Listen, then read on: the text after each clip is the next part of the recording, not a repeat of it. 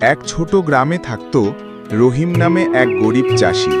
তার ছিল না জমিজমা, না ছিল গরু বলদ। অন্যের জমিতে চাষ করেই কোনো রকমে সংসার চালাতো। সংসারে স্ত্রী আর একটি ছোট সন্তান।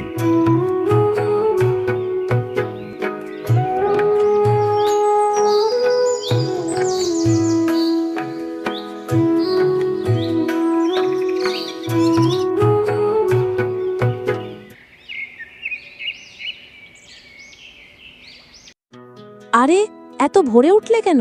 কিছু তো খাবার নেই ঘরে। খালি পেটে মাঠে গেলে কেমন করে কাজ করবে? আরে বউ, খালি পেটে মাঠে যাওয়ার অভ্যাস তো বহুদিনের। মাটি তো আমাদের মা, তার কাছে গেলে সব কষ্ট ভুলে যাই। আব্বা, আমিও যাব তোমার সাথে। আমি এখন বড় হয়ে গেছি। হ্যাঁ, একদিন তুই আমার চেয়ে অনেক বড় চাষি হবি রে। তবে এখনো পড়াশোনা শেষ করিস। স্কুলে যেতে পারে কই? খাতা কলম কেনার টাকা তো নেই। আল্লাহ ভরসা, একদিন সব ঠিক হবে।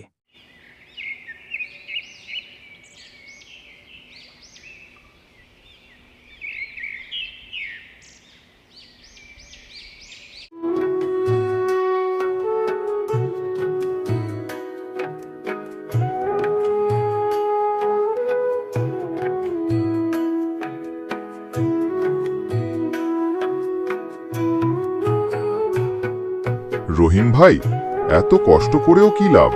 ধান তো ব্যবসায়ী কাদিরের কাছে অল্প দামে বিক্রি করতে হবে। ভাই, ধান তো আমার সন্তান সম। ওদের বড় করি শুধু টাকার জন্য না, মানুষের পেট ভরার জন্যেও। কিন্তু তোমার ঘরে তো খাওয়ার মতো চালও থাকে না। আল্লাহ আছেন, তিনি পথ দেখাবেন।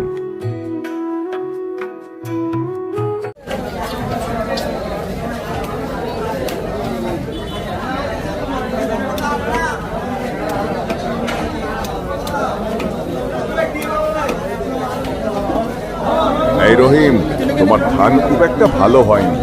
কেবল 30 টাকা মন দি নেবে নাকি? কি বলেন কাদি ভাই? বাজারে তো 50 টাকা চলছে। আমার ছাড়া আর কে কিনবে? যদি না দাও, ধান পচে যাবে।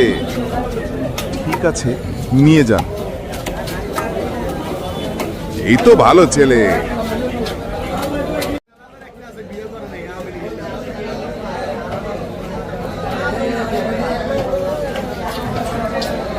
এই ধান তো খুব ভালো। তুমি কত দাম চাও? আমি বাজারে 50 টাকা শুনেছি সাহেব। আপনি যা ন্যায্য মনে করেন। এত সৎ মানুষ আজকাল কোথায় পাওয়া যায়? শোনো রহিম, আমি 60 টাকা মন দেব। আল্লাহ আপনাকে ভালো রাখুন সাহেব। সাহেব, এই লোক মিথ্যা বলছে।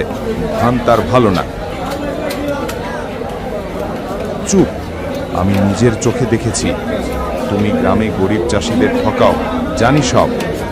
আজ থেকে এই গ্রামের ধান আমি সরাসরি চাষিদের কাছ থেকে কিনব। আলহামদুলিল্লাহ।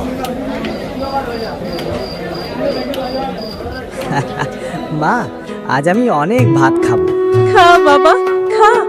রহিম আকাশের দিকে তাকিয়ে, আল্লাহ, তুমি আমাদের সততার ফল দিলে।